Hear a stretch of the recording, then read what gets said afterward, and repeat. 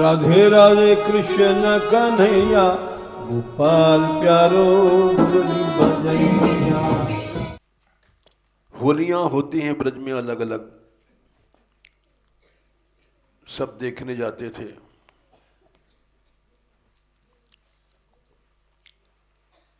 उसी जमाने में ये सब होली देखते थे, खेलते भी थे ब्रज भाव में।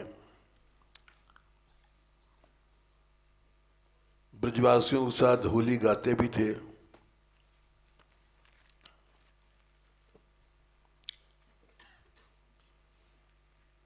बठैन वगैरह, नंदगांव, गिड़ो,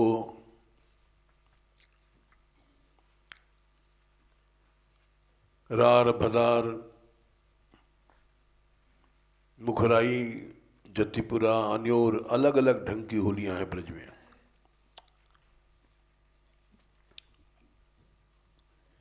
तो एक बार हम मुखराई गए, वहाँ चरखला का नृत्य प्रसिद्ध है दुनिया में। अब तो बहुत प्रसिद्ध हो गया, टेलीविज़न जब से चला है।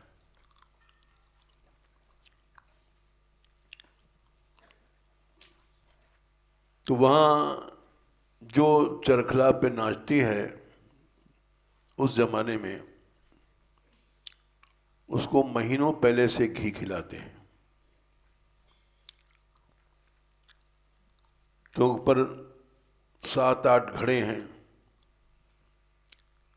उनको लेके नाचना।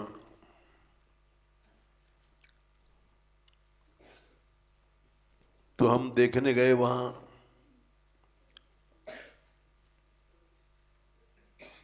पहुँच गए जल्दी, रात को होता है नृत्य। तो वहाँ के कुछ लोग जानकार थे हमारे, पहुँच करके हमने कहा भाई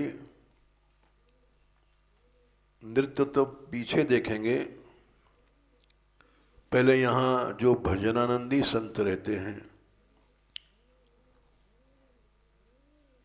किसी स्थल में जाओ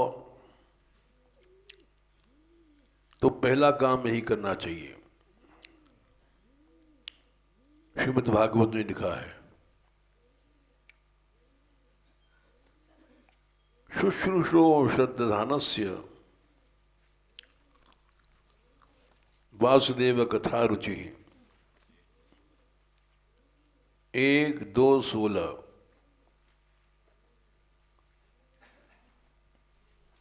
लोग आते हैं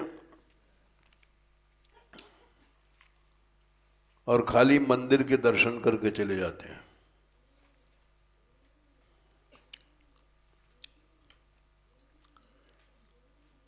साधारणतः सभी जनता ऐसी है। तो उससे उनको लाभ नहीं होता है।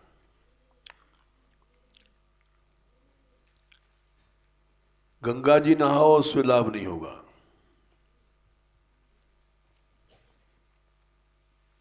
क्योंकि सबसे पहले यही बात कही गई है श्रीमद् भागवत में, 1-1-15।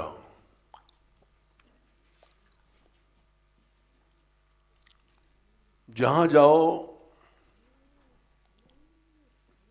वहाँ गंगा जी में बहुत दिन नहाओगे तब जाकर कुछ मालूम पड़ेगा, पाप कटे हैं, फायदा हुआ है। और यद पाद संश्रया सूत मुनिः प्रशमायना, अगर वहाँ भगवान के आश्रित संत रहते हैं,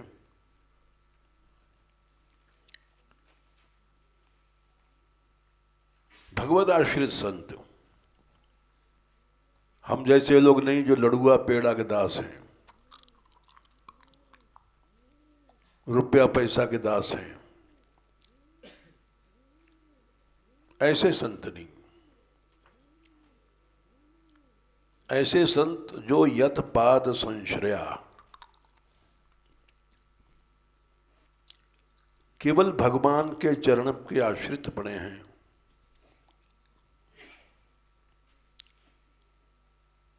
बाकी हमारे जैसे लोग तो लाखों पड़े हैं, लड़ुआ दास, पेड़ा दास, रुपया दास, पैसा दास। जो केवल भगवान के आश्रित जन हैं उनकी पहचान क्या है? प्रशमायना, शांत है उनका मन। प्रशम माने, शम माने ही शांति होती है, प्रशम माने एकदम शांत है। न काम है, न क्रोध है, न लोभ है, कोई भी तरंग नहीं जिसके मन में। न राग है, न द्वेष है, न सांप्रदायिक पक्षपात है। ये भी भेद पैदा करता है। कल हमने आपको समझाया था, भले ही कितना भजन करो, जब तक भिन्न दृष्टि है, भेद दृष्टि है,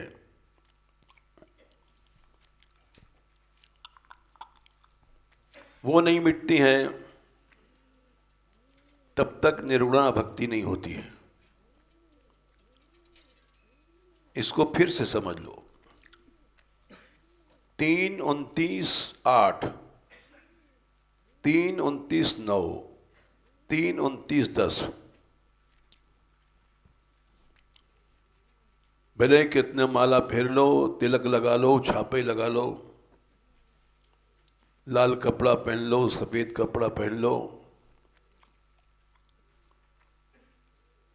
जब तक तुम्हारे अंदर हिंसा, दंभ, मात्सर्य है,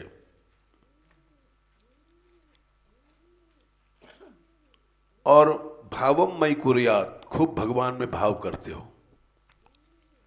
घंटी लाते हो, सेवा करते हो, लेकिन भिन्न दृक् भाव, भेद भाव है, तो तुम्हारी भक्ति तामस हो गई। चाहे गोपाल दास हो, चाहे शंकर दास हो, चाहे रामदास हो, चाहे लक्ष्मण दास हो, चाहे चैतन्य दास हो, कोई भी नाम रख लो,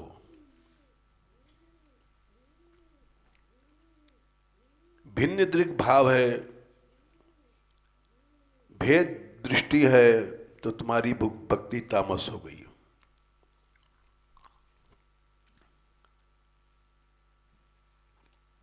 अर्चादि 29वें बोले, बड़ा अर्चना करता है सवेरे से शाम तक ठाकुर सेवा।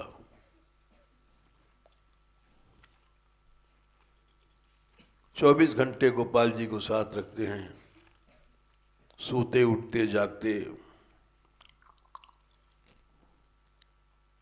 लेकिन विषय यश ऐश्वर्य ये है तो पृथक भाव बना हुआ, भेदभाव।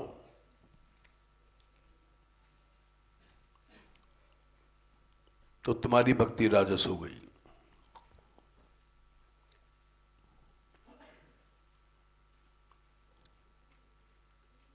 ये दोष यही है आजकल के हम जैसे लोगों में, गुरु बन जाते हैं और भेदभाव सिखा देते हैं।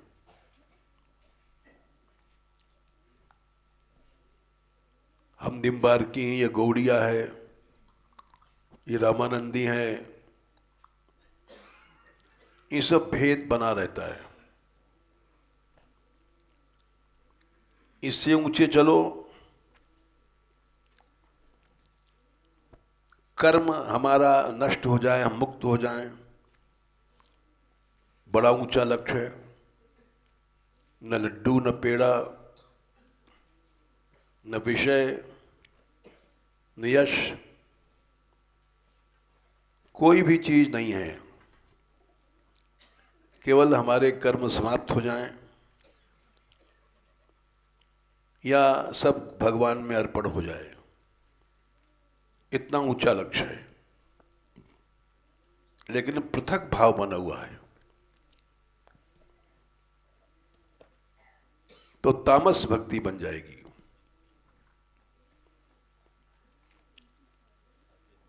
हाँ, सात्विक बन जाएगी, भूल गए। निर्गुणा भक्ति वही बनती है 3-29, जिसमें कोई हेतु नहीं, न सात्विक हेतु, न राजस, न तामस।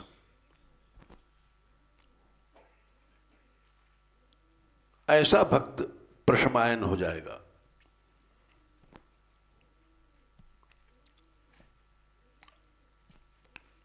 और नहीं तो थोड़ा भी भेद है। हम निम्बार की, ये गौड़िया, ये फलाना तिलक है, ये उमा का है, तो प्रशमायन नहीं हो सकते।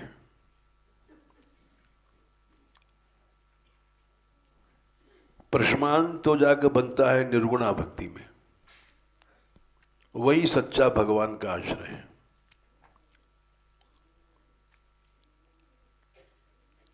अगर ऐसा संत मिल गया, उसका संग, यत पादय संश्रया सूत मुनिया प्रशमायना, तो उसी समय वो पवित्र कर देता है।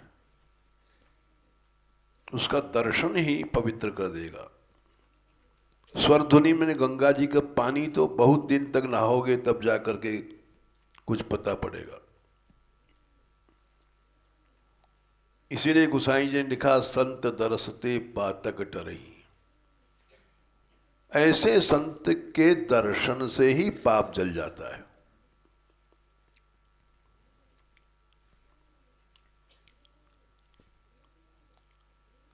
ऐसा संत मिलता नहीं।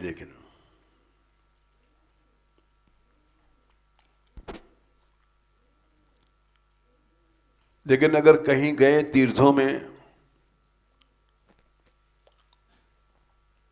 तो वहां सबसे पहले जाओ जो सच्चे प्रशमायन संत हैं,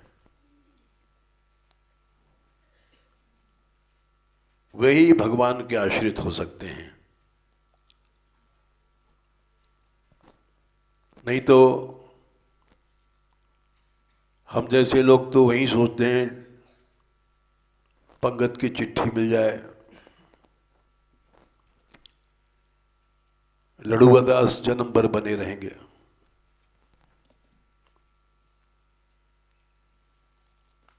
तो वो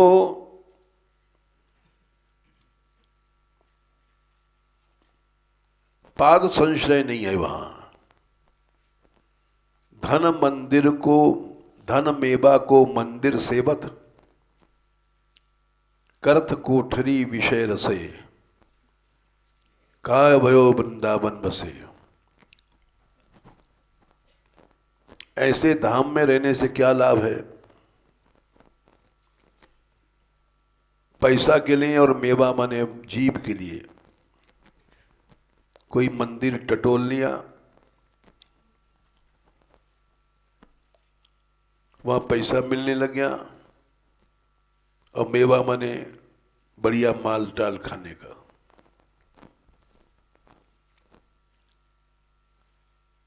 धन मेवा को मंदिर सेवत, उससे करत कोठरी विषय रसई। मंदिर की किसी एक कोठरी में विषय चिंतन हो रहा है।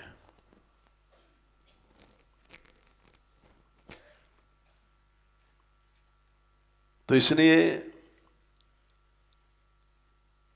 ऐसा अगर सत्संग मिल जाए, शुश्रूषो श्रद्धानस्य 1-2-16, वहां जाके सुनो उनका सत्संग। श्रु धातु से सन प्रत्यय करके शुश्रूषो, वहां जाकर के अपना परिचय मत दो कि हमारी ये महिमा है, हम इतने बड़े हैं। वहां जाओ, सुनने के लिए जाओ।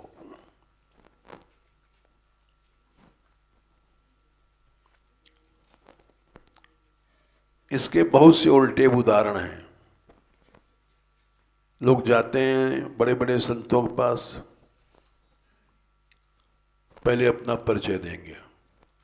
हम महाराज वहाँ गए उस जगत गुरु के यहाँ, तो उसने पहले एक कोठरी हमको दे दिया स्पेशल।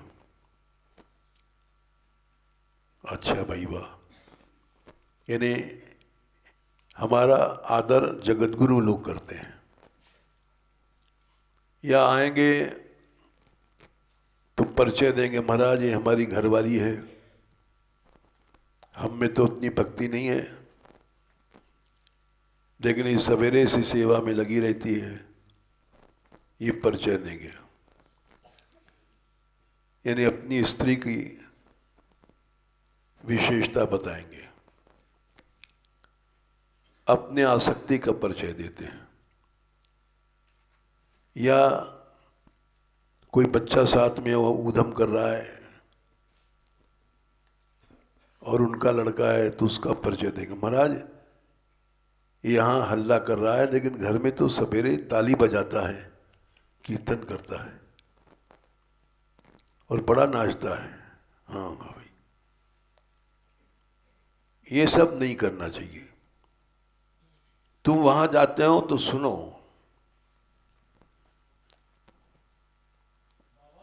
हाँ बोलो।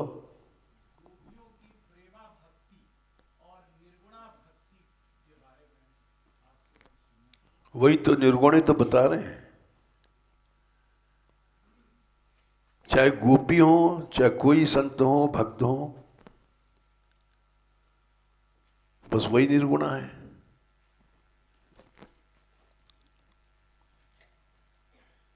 ये हो हेतु नहीं था उन गोपियों में।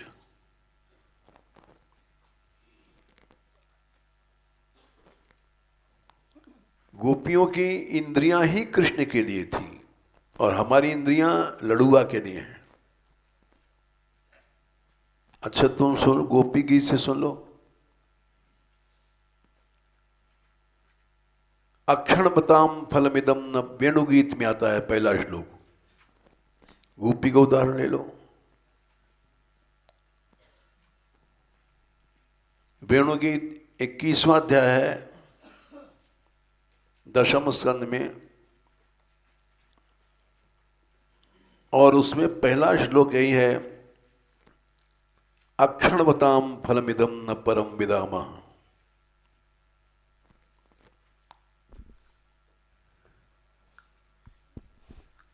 दस 21-7 देख लो गोपी से उदाहरण। आंख का इतना ही फल है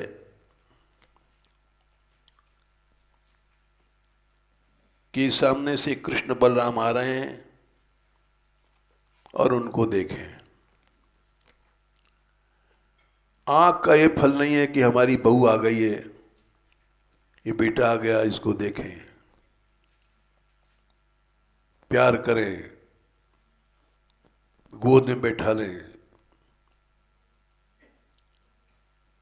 शरीर इसलिए नहीं है कि संसारी प्रेम में इसको फंसाया जाए। आंखों से मतलब सारी इंद्रियां, यह है गोपियों का प्रेम।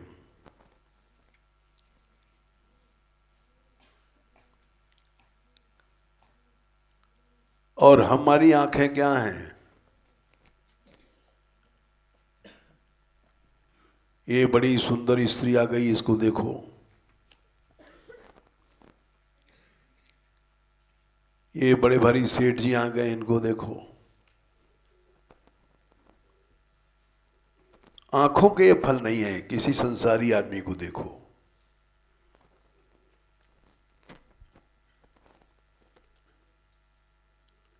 आंखों से मतलब सारी इंद्रियां, सारा शरीर, यह है गोपी प्रेम। अक्षणवताम फलमिदम न परम विदामः सख्या पशून अनुविवेशयतोर्वैसै वक्त्रम ब्रजेश सुतयोरनवेण जुष्टम यैर्वा निपीतम अनुरक्त कटाक्ष मोक्षम। अगर ये आंखें कृष्ण को नहीं देखती हैं या कृष्ण संबंधी भक्तों को या उनकी मूर्तियों को या तीर्थों को, तो चाहे हम साधु हैं, हमारी आंखें मुर्दा की आंखें हैं। सबसे पहली यही भक्ति है, नंबर 1। देखो दूसरा स्कंद, तीसरा अध्याय, 22वां श्लोक।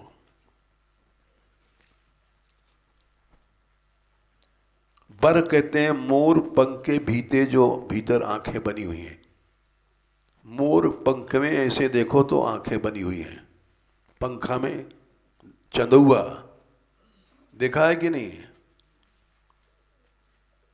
अब वो आंखें नकली हैं, न देख सकती हैं न कुछ काम कर सकती हैं।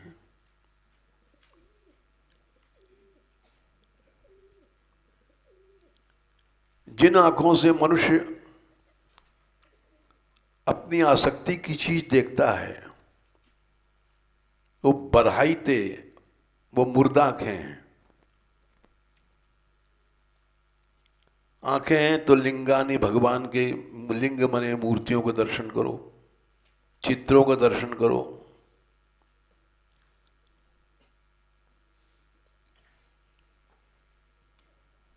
पादों, तुम्हारे पांव हैं, अगर तीर्थों में नहीं चलते, परिक्रमा नहीं करते, कीर्तन में नाचते नहीं हैं, तो पेड़ की तरह द्रुम मने जड़ हैं,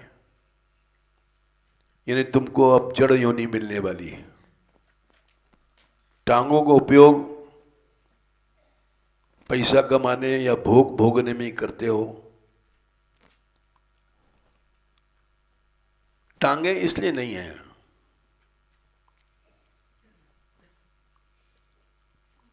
हाथ हैं 2 3 21,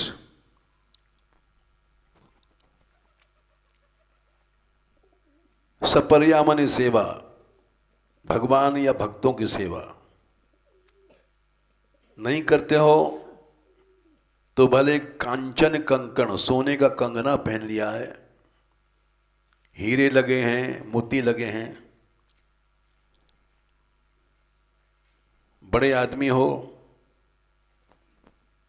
सोने का कंगन, उसमें मोतियां जड़ी हुई हैं, ऐसा कंगन, ऐसा कंगन हाथ में है, लेकिन वो मुर्दा का हाथ है, तुम्हारी स्त्री का हाथ नहीं है, वो स्त्री मर गई है।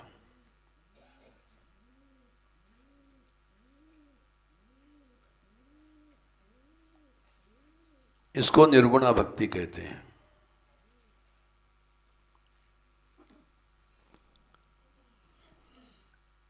घर में जितने आदमी हैं कभी भी भगवान के भक्तों की चरण रज नहीं छूते हैं।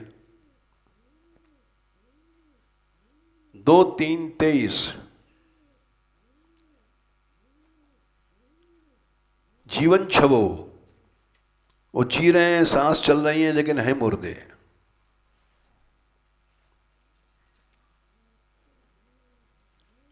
वो मर चुके हैं।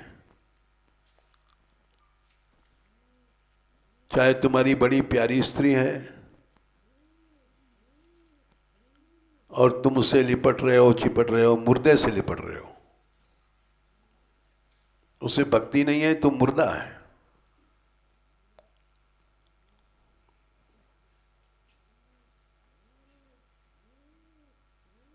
चाहे कितनी भी तुम्हारे घर में सेंट है, गुस्तेमान नाक में सुगंधी आती है, लेकिन तुलसी जी की अगर सुगंध नहीं है तो तुम्हारा घर मुर्दा है, मुर्दा खाना है, उसमें रहने वाले सब मुर्दे हैं। 2 3 23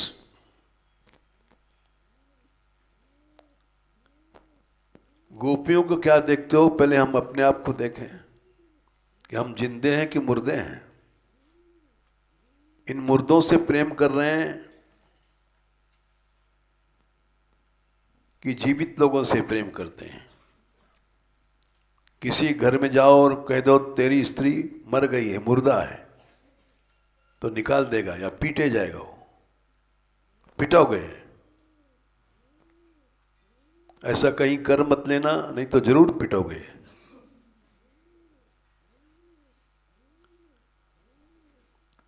किसी सेठ जी का बच्चा है, बढ़िया गहना पहना पैदा रखा है और अपने बच्चे को प्यार कर रहा है, और तुमने कहा तुम जीते भे मुर्दे हो। भागवतांग्री रेणुम, भक्तों की चरण रज से तो प्यार करते नहीं हो, और इसको बैठा के लल्लू लल्लू लल्लू कर रहे हो। ये भी मुर्दा है, तुम भी मुर्दे हो। ऐसा ऐसा कह दोगे तो पिट जाओगे।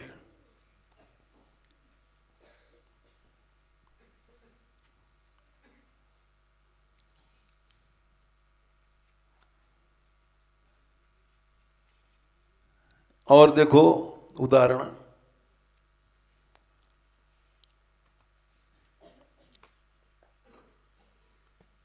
नवा स्कंद है। अम्बरीश जी की भक्ति क्या थी? हम तुम लोग किसी घर में जाओ और एक आदमी के स्नान घर में हम गए थे, बहुत बड़ा आदमी था, पुरानी बातें हैं। तो वहां 20 तरह की टोटियां लगी थी नहाने की। फुहारा का पानी अलग है, गर्म पानी का अलग है, गुनगुना पानी का अलग है। तो हम देख करके हमने समझा नुमाइश खाना आ गया क्या। जाने कितने तरह के शैम्पू रखे थे वहां नहाने के, धोने के। तो हमने पूछा भाई ये क्या चक्कर है, क्योंकि हमने ये देखा नहीं था। तो बताया महाराज ये गर्म पानी है, ये हल्का गर्म है, इसको ऐसा करो सुगंधी आएगी, ऐसा करो। बहुत देर घूमते रहे, ऐसा शैम्पू है, ऐसा है साबुन। तो याद आया हमको कि ये तो मुर्दा खाना है। लेकिन कहा नहीं, क्योंकि कहेंगे तो पिटेंगे।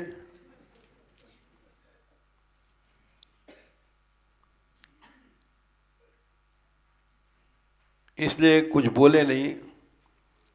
लेकिन एक बात कहते हैं कि अम्बरीश जी क्या करते थे।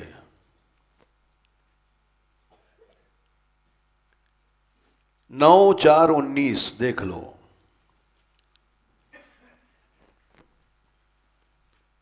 किसी तीर्थ में नहीं जाते थे। कभी कभी ब्रज में आए हैं जमुना किनारे, बस।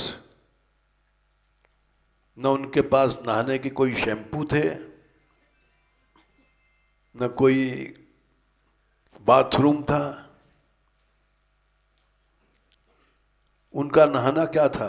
तद्भृत्य गात्र स्पर्शेंग संगमम।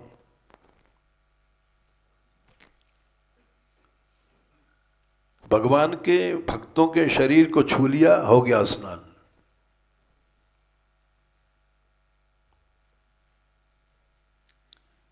आंखें हैं, 360 रानियां थी। बड़ी लंबी कथा है। अंत में एक सबसे छोटी सुशीला नाम की रानी भक्त बनी। उसने सारे महल को भक्त बना दिया। कथा भक्तमाल में पढ़ लेना है, अभी तो समय नहीं है हमको।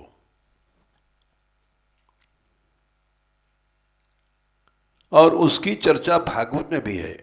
9:4-29 महिषिया तुल्यशीलया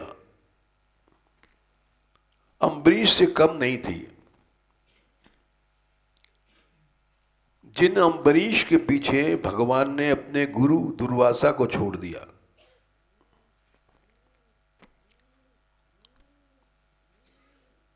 उनसे कम नहीं थी उनकी रानी।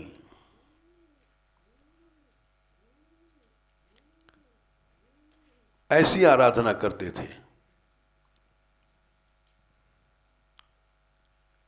जैसे गोपियां ग्रस्त थीं,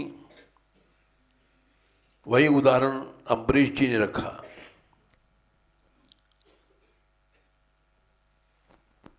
सुशीला की कथा पढ़ लेना भक्तमाल में।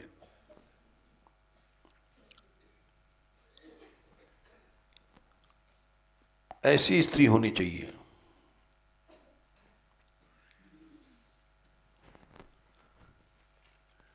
वो उनसे भी प्रेम नहीं करते थे अम्बरीश जी। प्रेम करना पड़ा उनको उसकी भक्ति से आकर्षित होकर के। 360 रानियां थी, किसी के महल में नहीं जाते थे।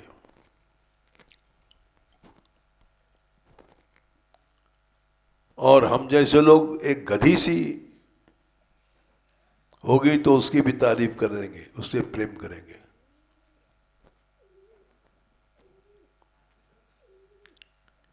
जिनके प्रेम का आधार केवल भगवान की भक्ति थी,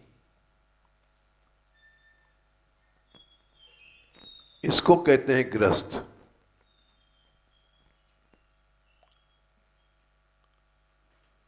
और हम जैसे लोग किसी से प्यार भी करेंगे, लड़की है चाहे लड़का है, तो बढ़िया साड़ी लाएंगे,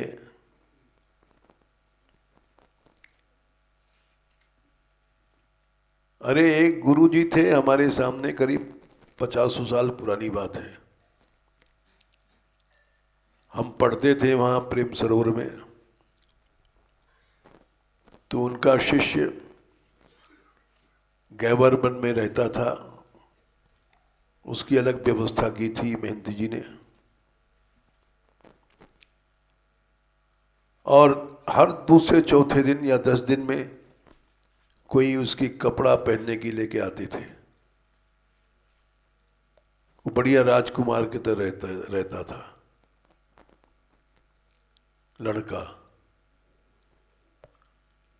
अब वो इतनी आसक्ति पिता भी नहीं कर सकता।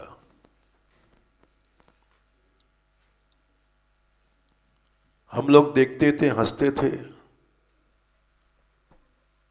करें क्या।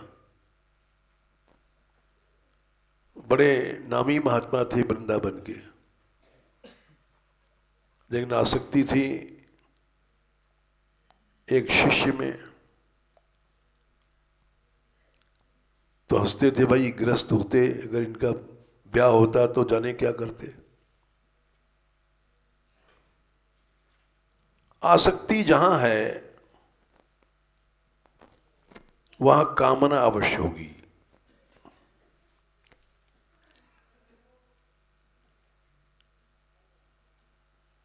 आसक्ति एक कुत्ते में हो जाएगी, ये भी एक सच्ची घटना है। कुछ लड़कियां आई थी एक बार गैवरबन में हमारे पास। हमने कहा तुम रुक जाओ, सत्संग देख के जाओ। उस समय कीर्तन होता था रात में, अब तो खैर शाम को 6:30 बजे होता है। देर तक 11-12 बजे रात तक होता था।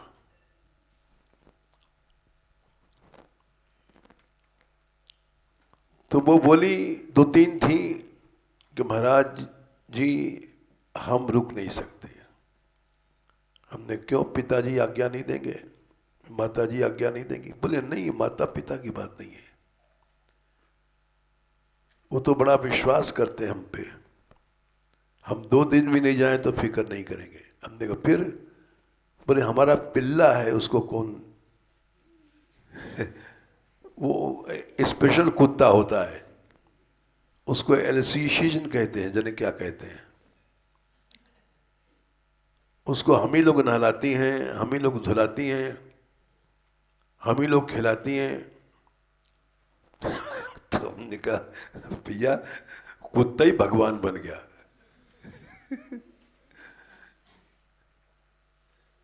आसक्ति ऐसी चीज है कि पिल्ला नहीं छूटे, चाहे सत्संग वत्संग चूल्हे में जाओ।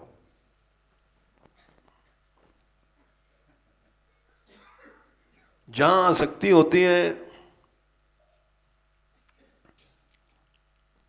इसका भी प्रमाण ले लो।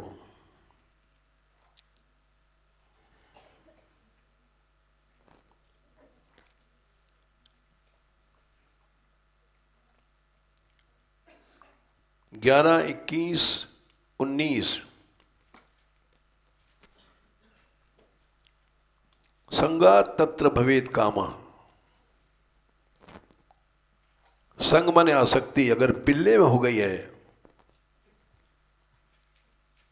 तो भगवान को छोड़ दोगे। काम पैदा कैसे हुआ? आसक्ति से।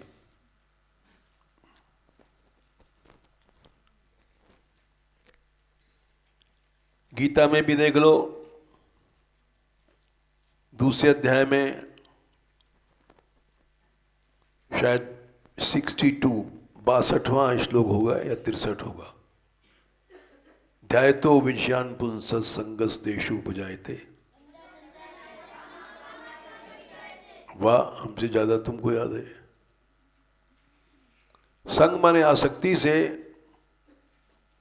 काम पैदा होता है, इच्छा।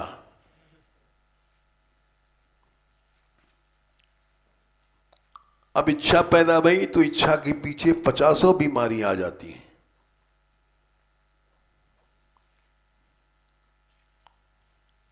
क्रोध, कलह, कामादेव कलिर्णम। 3, 21, 29 भागवत देख लो चाहे गीता देख लो। आसक्ति जहां है बस इच्छाएं पैदा होने लग जाएंगी। हमारी बहू है, नई नई साड़ी पहने, नए नए कपड़ा,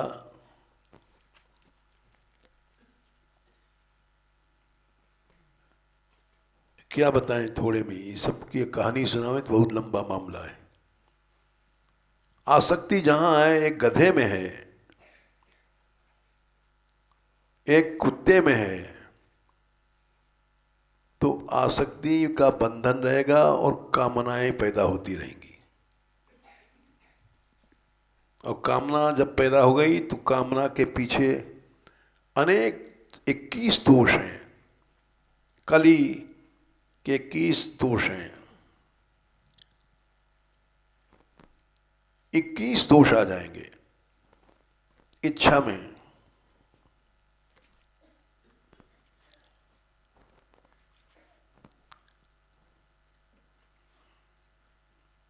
तो इसलिए आपका प्रश्न उत्तर हो गया, ठीक है। गोपियों को क्या हम लोग साधारण आदमी अपने स्तर से सोचें? न हमारी आंख, न हमारा कान, न हमारा शरीर, कुछ भी अपनी कृष्णार्पित नहीं है।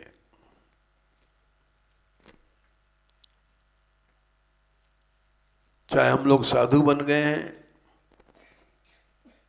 विरक्त बन गए हैं, लेकिन हमारा आहार शुद्ध नहीं है। आहार माने कोई कहे हम तो मधुकरी खाते हैं, किसी सेठ का अन्न नहीं खाते हैं।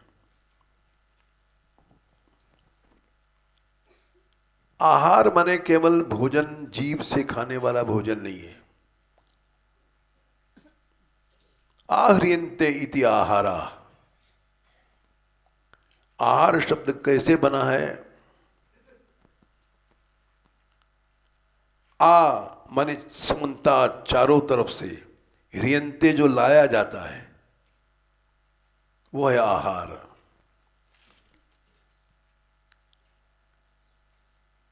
चारों तरफ से क्या? सारी इंद्रियां, आंख से देख रहे हैं भक्ति संबंधी, भगवान के दर्शन, संतों के दर्शन, कान से सुन रहे हैं तो भक्ति संबंधी बात, तो आहार है। और नहीं तो आहार कितना गलत है हम लोगों का। चार साधु बैठे हैं, बात कर रहे हैं, गुरु भाई वहां पंगत है, वहां दक्षिणा बड़ी तगड़ी मिलती है, 50-50 रुपए कम से कम। अभी आहार चल रहा है, कानों से बात चल रही है, वहां क्या बना था? लडुआ। वहां क्या बना? खीर। ओ, तो कानों से चर्चा चल रही है, आहार गलत हो रहा है। वहां क्या बना? रसमलाई। ओ, बड़ी जोर की पंगत। क्या दक्षिण दिया? 100-100। ओहो, 100 रुपए। ये सब आहार गलत करते हैं हम लोग।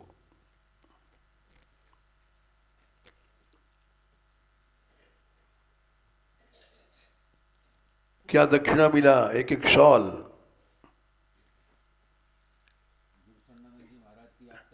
हाँ, रोज। वाह।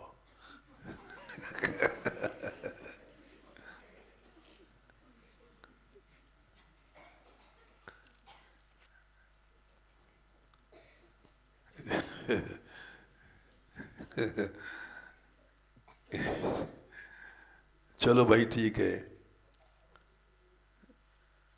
तो ये आहार गलत है। अब ऐसे उदाहरण दें तो हम हजारों दे देंगे, लेकिन छोड़ो इन बातों को। ये आहार ठीक नहीं है।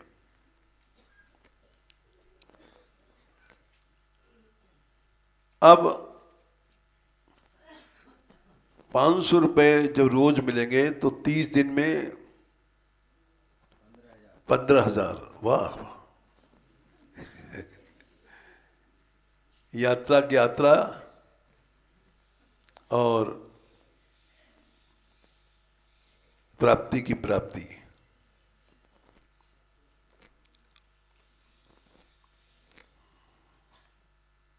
तो ये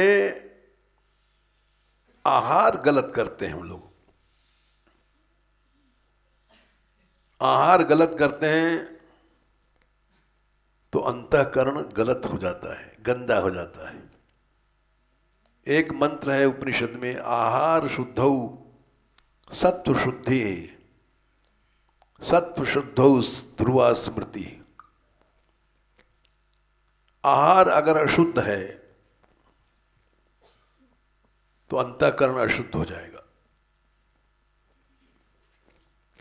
और ध्रुवा स्मृति यानी भगवान की स्मृति नहीं आएगी।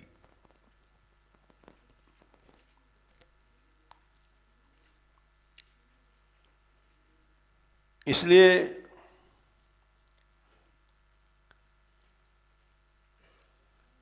ये सब भी पढ़ना जरूरी है, भागवत गीता वगैरह। हम कल रात को कह रहे थे, प्रसंग चल गया तो कह दें, फिर भूल जाएंगे, कि ये भक्त शरण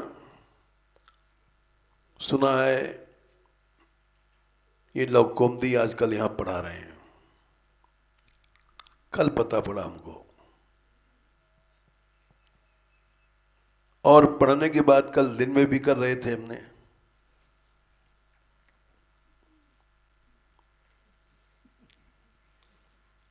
कल कुछ पढ़ा था तेने, हैं? कौन सा श्लोक पढ़ा? नहीं, हम इंतजाम कर देंगे तुम्हारा आज ही। हम इन दोनों से कह रहे थे कि थोड़ा सा, ये श्रीमद् भागवत कहती हैं दोनों बच्चियां, ठोस होना चाहिए। उसके लिए थोड़ा सा ज्ञान, भाषा का ज्ञान जरूरी। वैसे तो आजकल ऐसे ऐसे पंडित हैं जो बिल्कुल पढ़े नहीं हैं, टीवी में प्रचार चल रहा है और लोग 50-50 हजार आदमी उनकी कथा में आते हैं, खाली चुटकुले सुनते हैं, उससे कल्याण कुछ नहीं होता है।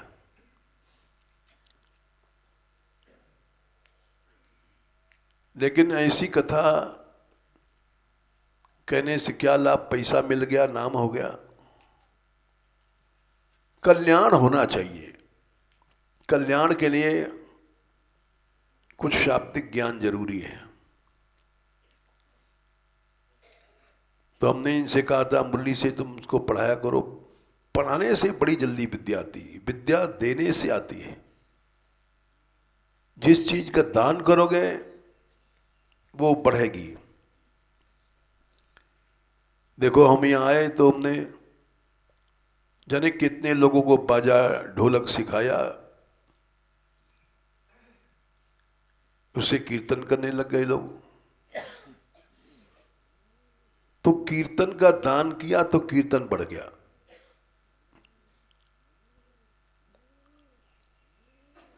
ऐसा स्थान शायद हर जगह नहीं मिलेगा। कम से कम संध्या को 300 आदमी एक साथ नृत्य करते हैं।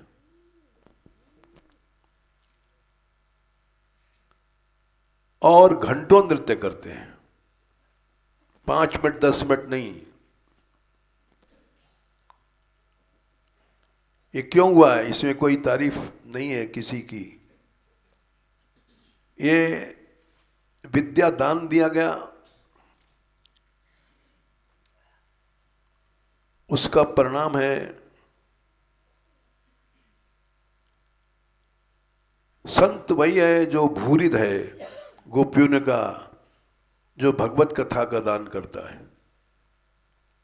गोपी गीत 9वां श्लोक, भूरिदा जना। दान करो, भक्ति का दान करो, कृष्ण कथा का दान करो। कृष्ण कथा को बेचो नहीं।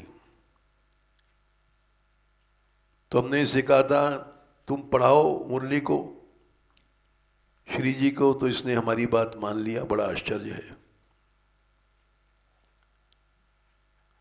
हमको विश्वास नहीं था कि हमारी बात मानेगी, क्यों कई बार ऐसा हो गया है। श्रद्धा है लेकिन लड़कपन है कभी कभी।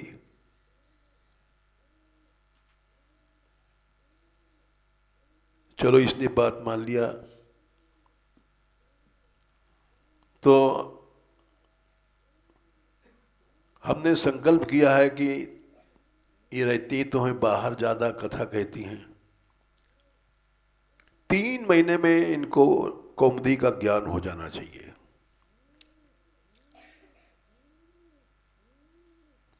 हमने भी कौमुदी पढ़ी थी 3 महीने में,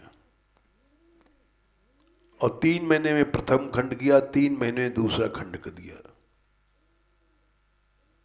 कोई दया थी भगवान की, नहीं तो मधुकरी मांगने वाले यहां से जाते थे प्रेम सरोवर पढ़ने। जाना आना भगवान की दया थी। थोड़े दिन में ही पूर्व मध्यमा गुरुजी बोले अब मर गए हैं बेचारे, देवरिया में रहते थे। बड़े महात्मा जी, आप परीक्षा दे दो। अब उनकी आज्ञा थी, दिया हमने।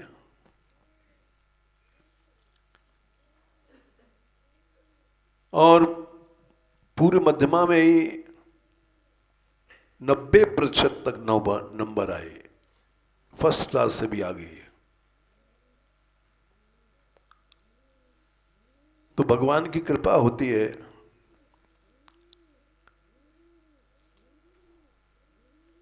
तो ये विचार आया कि संत लोग भी अगर थोड़ा सा 2-3 महीना, 3 महीने 6 महीने लग जाओ तुम्हें, और क्या है, थोड़े से सामान्य ज्ञान हो जाएगा। ये दोपहर को लक्कौमदी पढ़ाते हैं भक्त शरण, तुमको कहीं जाना नहीं, आना नहीं, न पाठशालाओं में जाओ तो वहाँ घोंटा लगाओ, पहले तो पूरा घोंटा लगवाते हैं पंच संधि तक, उसके बाद शुरू करते हैं। ये घोंटा मोटा तो हमने लगाया नहीं, घोंटा लगाते तो सालों लग जाते। समझते रहे और अपने आप याद हो गया। समझोगे तो अपने आप याद हो जाएगा, और नहीं समझोगे तो घोंटा लगाओ, कुछ नहीं होगा। जो चीज बुद्धि में आई और चित्त में आ गई वो पक्की होती है।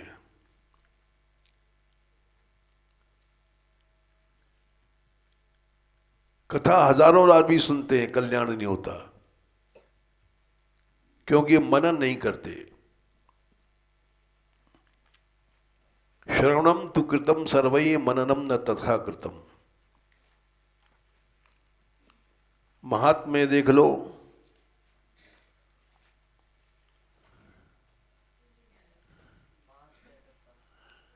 पांच का 71,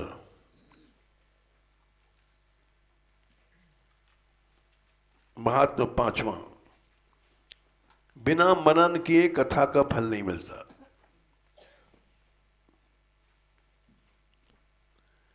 प्रमाद से जो पढ़ते हैं तो पढ़ना नहीं है। अदृढ़ च हतम ज्ञानम प्रमादेन हतम श्रुतम। प्रमाद से कथा सुनी भई भी फल नहीं देती। 5:71 सुनते सब हैं, मनन नहीं करते हैं, इसलिए फल भेद हो जाता है। मनन करने से 3 चीजें हैं। जब देर हो रही है हमको भी, लेकिन फिर भी पूरा थोड़ा सा कर दें, 5 मिनट और, समय हो गया। आत्मा आवारे श्रोतव्य मंतव्य निधिध्यासितव्य। उपनिषदों में एक श्लोक आता है, आत्मा माने भगवान को जाके सुनो, सुनने के बाद मनन करो, मनन के बाद निधिध्यासन करो, बस भगवान मिल जाएंगे। निधिध्यासन क्या है?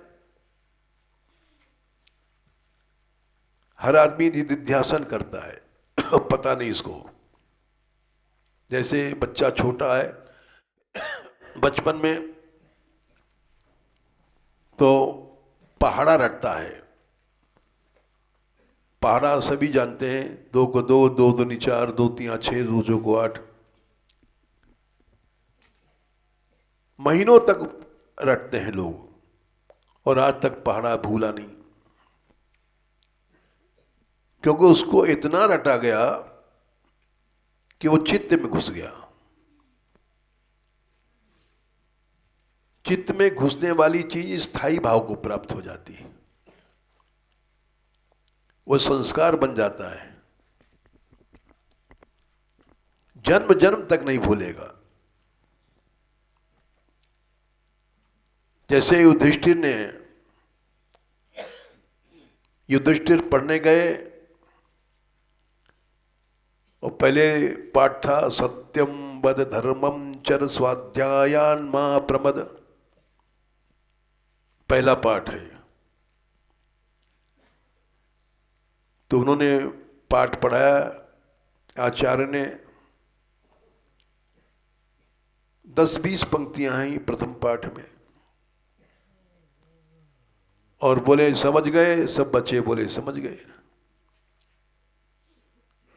याद हो गया, बोले हाँ। 10 लाइन याद करने में लगता है। युधिष्ठिर से पूछा तुम्हें याद हुआ? बोले नहीं। अरे कैसा मूर्ख लड़का है, सबको याद हो गया, इसको याद नहीं हुआ। ऐसे कई दिन तक बोले याद हुआ नहीं, याद हुआ नहीं। अरे क्या जड़ है, सत्यम वद याद नहीं हुआ? बोल सत्यम वद। अरे इतना याद नहीं हुआ? बोले नहीं हुआ। तो शिकायत भई भीष्म पितामह के पास कि सबसे बड़ा इस कुरुवंश का बालक है, इसकी जड़ बुद्धि है। गए दादाजी के पास, बोले बेटा युधिष्ठिर, अरे 4 ही अक्षर तो हैं सत्यम वद, ये तुझको याद नहीं पिया? तो बोले दादाजी अक्षर तो याद हो गए, सत्यम वद, लेकिन हम इसको याद नहीं समझते। बोले फिर? हमारी हर क्रिया में सत्य नहीं है, हम लोग हर क्रिया में झूठ बोलते हैं। कहीं गए, भूख लगी है? बोले नहीं महाराज, है पेट में चूहे घूम रहे, लेकिन झूठ बोल देंगे। हर क्रिया में हमारे झूठ घुसा हुआ है।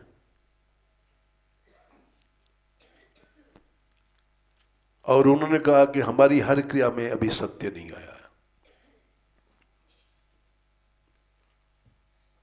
तो इसको कहते हैं निदिध्यासन। जो चीज तुम्हारे चित्त में घुस जाए उसको निदिध्यासन कहते हैं। किसी श्लोक को एक दूसरा उदाहरण दें। जब हम जाते थे पढ़ने, प्रेम सरोवर पाठशाला थी, उसके पहले भी सुना था कि नरवर वाले विद्यालय में, काशी वो नरवरा वाला विद्यालय में, वहां पर करपात्री जी पढ़े थे।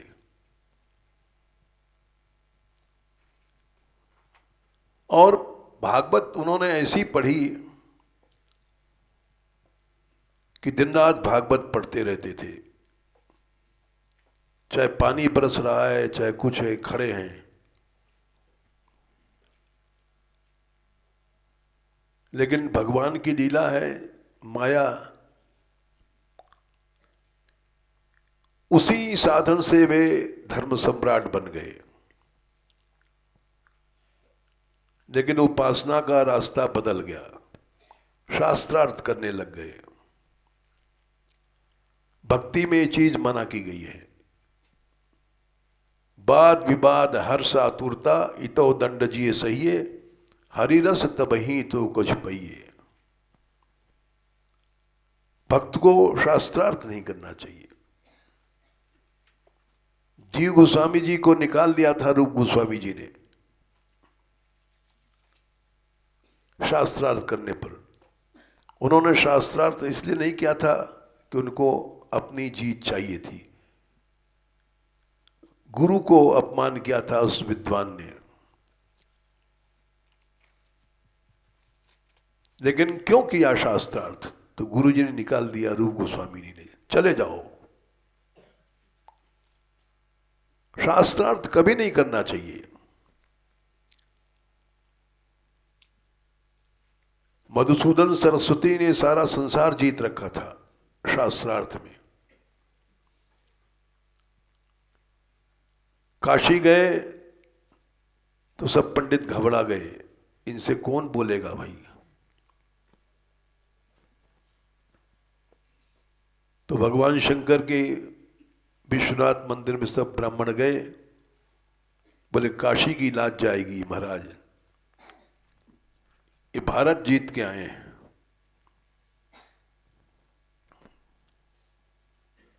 तो महादेव जी एक बूढ़े ब्राह्मण को रूप बनाया और मधुसूदन सरस्वती के पास पहुंचे। बोले मधुसूदन जी, आप शास्त्रार्थ करते हो, क्यों करते हो? बोले ब्रह्म तत्व को इयत्ता जानने के लिए, कैसा ब्रह्म है, उसका क्या स्वरूप है, शास्त्रार्थ से पता पड़ता है। एक बात बताओ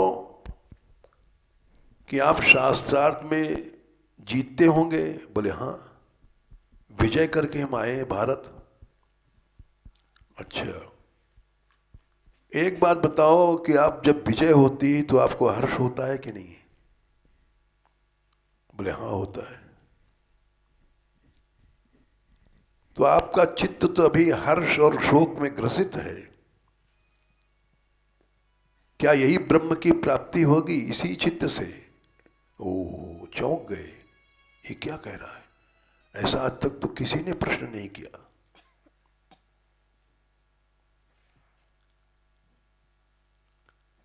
वेदों में सबसे अंत में कहा गया है ओम शांति शांति शांति। शांति पाठ किया जाता है। भजन का फल क्या है? चित्त शांत रहे, न काम है, न क्रोध है, न लोभ है। ओम पूर्णमदः पूर्णमिदं पूर्णात् पूर्णमुदच्यते। वाह, हमसे ज्यादा याद है तुमको। उसको पूर्ण कहते हैं। पूर्ण के बाद शांति हो जाती है। तब वो समझ गए कि तो मामूली कोई बुढ़ा नहीं है, एक बूढ़ा ब्राह्मण है। हाथ जोड़ के खड़े हो गए, महाराज आप कौन हैं? हमको ऐसा लगता है कि आप ही भगवान शंकर हैं।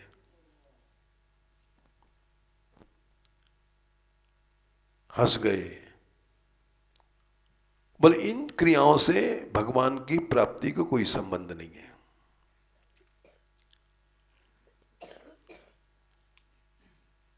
इन चीज लक्ष्यों को छोड़ करके आप चलो। तो उन्होंने अनुष्ठान बताया और बड़ी लंबी कथा है। अनुष्ठान से एक बार में नहीं, कई बार में उनको गोपाल जी की प्राप्ति भई। तो ये कोई भोग में नहीं पड़े बेचारे कर पाते जी, शास्त्रार्थ में पड़ गए। और उससे वो जो चमत्कार था वो कहना नीचे नहीं रहा। जिस समय उन्होंने आंदोलन किया था, लॉर्ड माउंटबेटन यहाँ का भारत का गवर्नर जनरल था, आखिरी गवर्नर जनरल।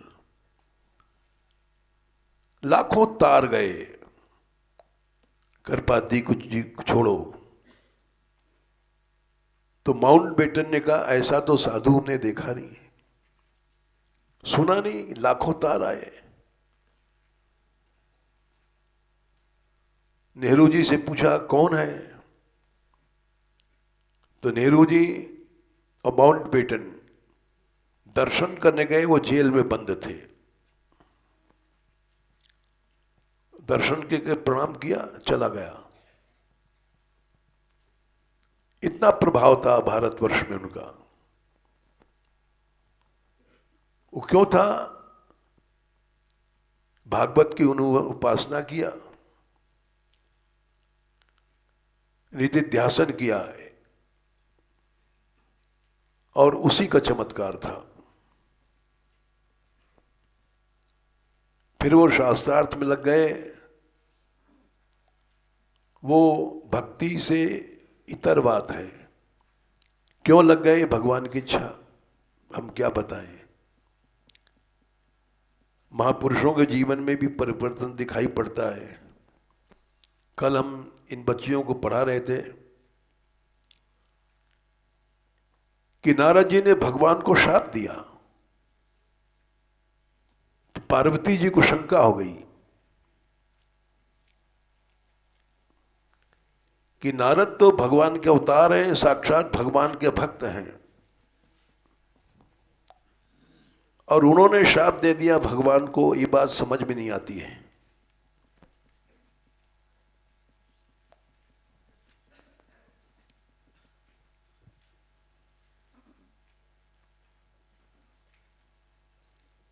संख्या बाल कांड है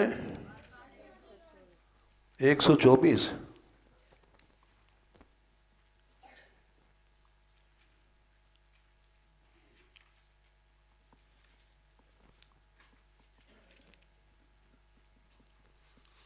हाँ, गिरजा चकित भई सुन बानी, नारद विष्णु भगत पुण्य ज्ञानी। नारद तो साक्षात भगवान के भक्त हैं, भगवान ही हैं। और कारण कवन श्राप मुनि दीना, भगवान को श्राप दिया। क्या रमापति भगवान ने अपराध किया? शंका हो जाती है। बड़े बड़े महापुरुष लोग भी, उनके जीवन में परिवर्तन आ जाता है। ये इसलिए हमने कहा कि कितना सुंदर आराधना में जीवन था करपात्री जी का। शुरू में रामानुज संप्रदाय के थे, बदल के वे अद्वैत में आए, शास्त्रार्थ करने लग गए। तो उसका कारण क्या था? तो महादेव जी बोले, नारद जी ने श्राप दिया। क्यों? बोले बिहास महेश तब, ज्ञानी मूढ़ न कोई, जय जस रघुपति करहि जब सो तस ते क्षण हुए। बोले भगवान की इच्छा थी, भगवान की इच्छा से ही सती को मोह हुआ, भगवान की इच्छा से ही जय विजय को शाप मिला। ब्रह्म समर्थ ब्रह्म तेज समर्थोपि हंतुम नेच्छे मतम ही दे, भागवत में आता है। मेरी इच्छा थी, इसलिए शाप हुआ और इन्होंने अपराध किया। ब्रह्मा का मोह हुआ, भगवान की इच्छा थी। सब जगह ही लग जाएगा। बड़े बड़े महापुरुषों के जीवन में परिवर्तन आता है। क्यों? भगवान की इच्छा थी।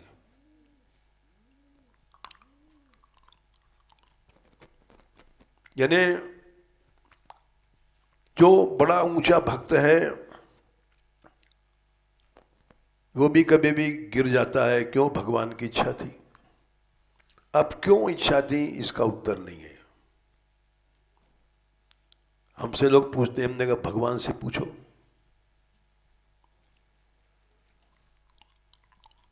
तो वो निधिध्यासन के चमत्कार था। एक श्लोक ले लो और जब तक तुम्हारे चित्त में न घुसे वो, चाहे 100 बार चाहे 500 बार उसको पढ़ते रहो, उसको निधिध्यासन कहते हैं।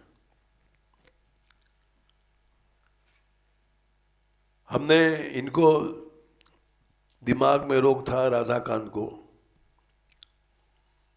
हमने कहा कोई इलाज मत करो, तुम दिन रात गीता करो, दिन रात 24 घंटे, देखो तुम्हारे सब शरीर के रोग चले जाएंगे, मन के रोग चले जाएंगे, बुद्धि के रोग चले जाएंगे।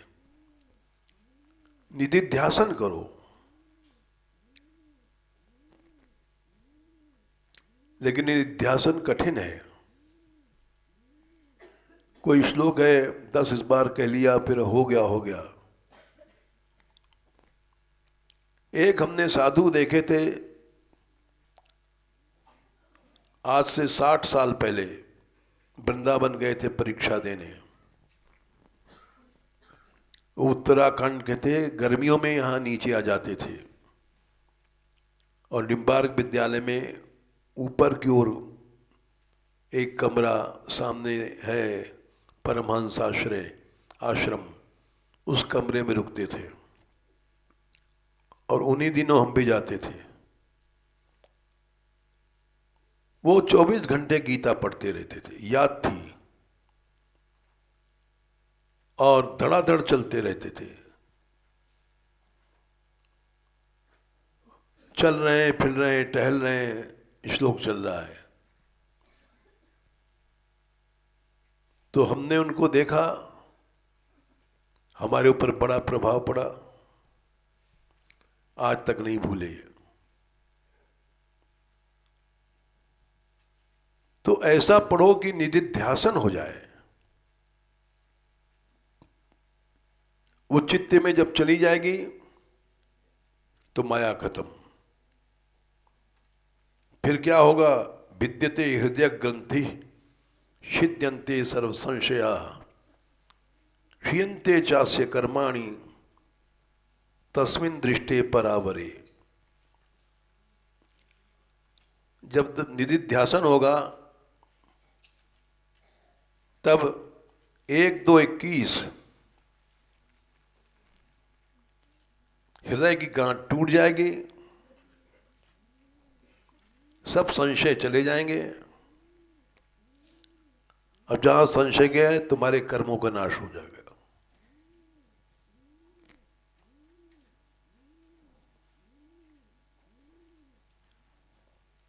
इसीलिए चित्त में शुद्धि जरूरी है। महाप्रभु जी ने कहा, चित्त एक दर्पण है। दर्पण माने शीशा है। चेतो दर्पण मार्जनम, ये दर्पण अगर साफ हो जाए तो भगवान मिल जाएंगे। निधिध्यासन से ही चित्त में एक बात घुसती है। टाइम ज्यादा हो गया। ओ, जय श्री राधे।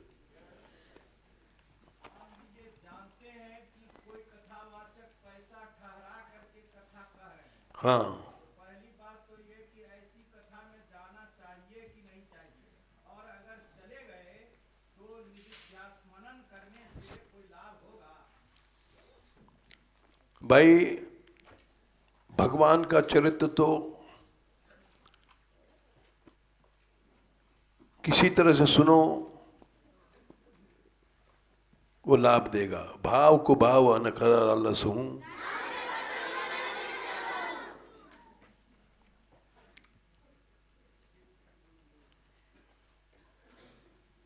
न सुनने से सुनना अच्छा है। लेकिन ये अवश्य है कि भागवत में महात्म्य में लिखा है, स्कंद पुराण में, क्यों धनार्थी कृष्णार्थी, कृष्णार्थी के मुख से कथा सुनने में जो लाभ होगा वो उससे नहीं होगा। क्या कहा इन्होंने, जरा समझाऊं उनको।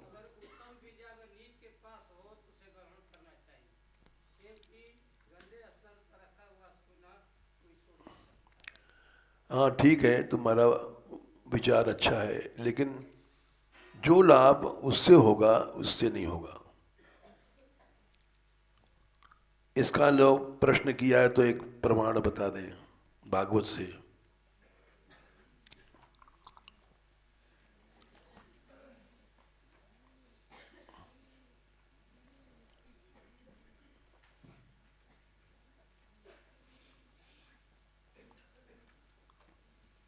चौथे स्कंद में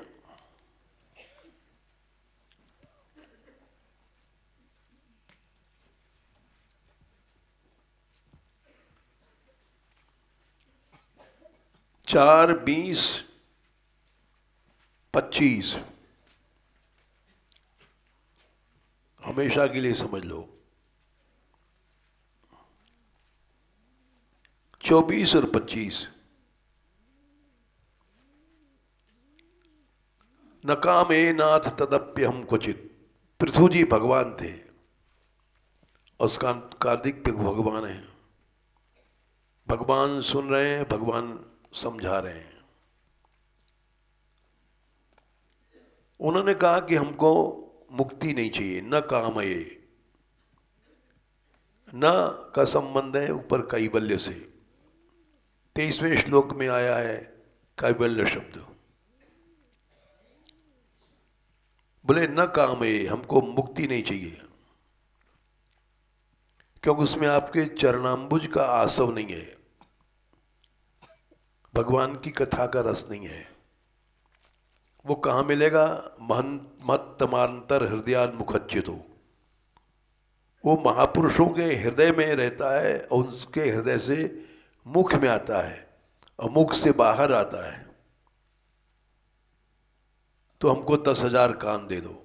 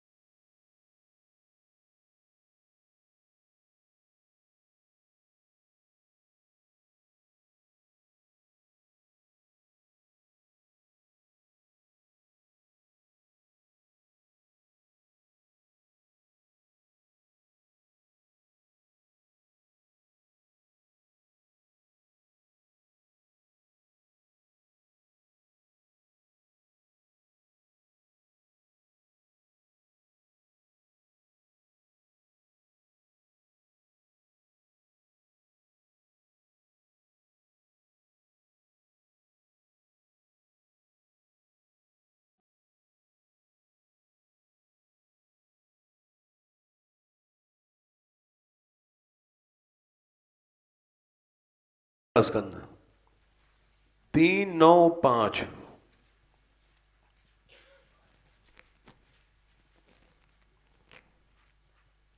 मिला।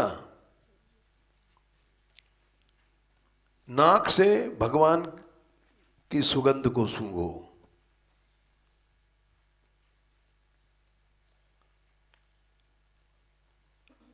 और कान से उस सुगंध को पियो। ये तुत्वदीय चरणाम्बुज कोश गंधम जिघ्रंति कर्ण विवरय श्रुति वातनीतम। जो लोग आपके चरण कमल के कोश की सुगंध सूंघते हैं, कैसे सूंघते हैं? कानों से। अब कानों से कोई सूंघा जाता है?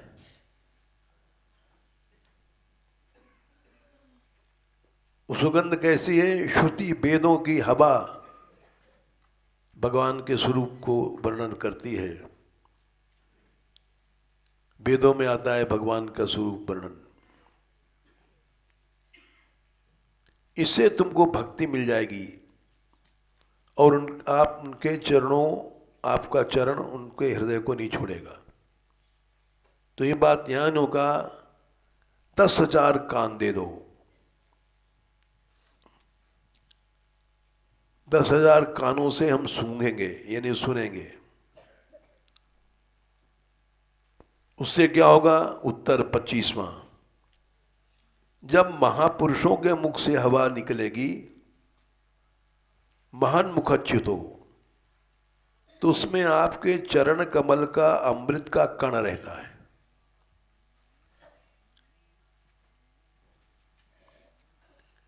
इन्हें महापुरुष के हृदय में भगवान के चरण हैं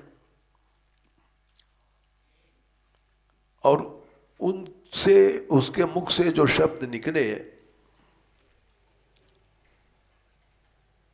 हृदय में चरण था, चरण की अमृत को लेकर के वो कण निकले। जो हृदय में भाव होता है वही मुंह से निकलता है। वैखरी वाणी, 4 वाणियां होती हैं, परा, पश्यंती, मध्यमा, वैखरी। परावाणी सबसे मूल अधिष्ठान में रहती है।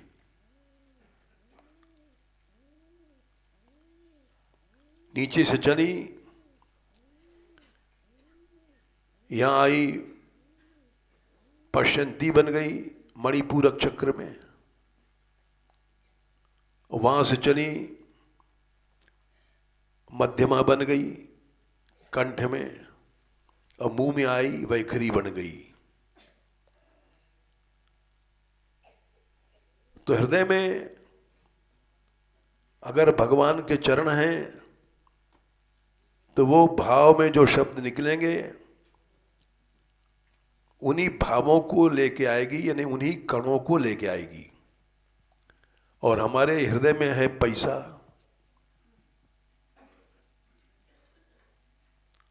हमारे हृदय में है भोग,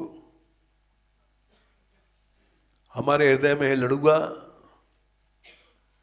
तो लड़ुआ का शक्कर प्राकृत मीठा लेके निकलेगा, भगवान का रस लेके नहीं निकलेगा। भगवान का रस तो निकलेगा जब हृदय में भगवान का ही लक्ष्य होगा। तो उस वाणी के सुनने से कुयोगी, जो हम लोग साधु बन गए हैं और हैं लड़ुआ दास, तो कुयोगी हैं, इनको भी जो विस्मृत हो गया है तत्व भगवान का, वो याद आ जाएगा। इसलिए ऐसे ही व्यक्ति से सुनना चाहिए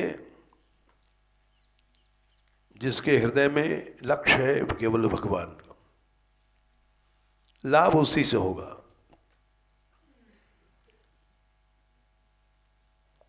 अब मीरा गाती थी, सूर तुलसी गाते थे, भगवान आते थे। और हम लोग गाएंगे तो गधा रेंगता है, कुछ नहीं होता है, क्योंकि हमारे हृदय में भगवान नहीं है। पैसा दे लाए। हो गया उत्तर भाई? हो गया, चलो।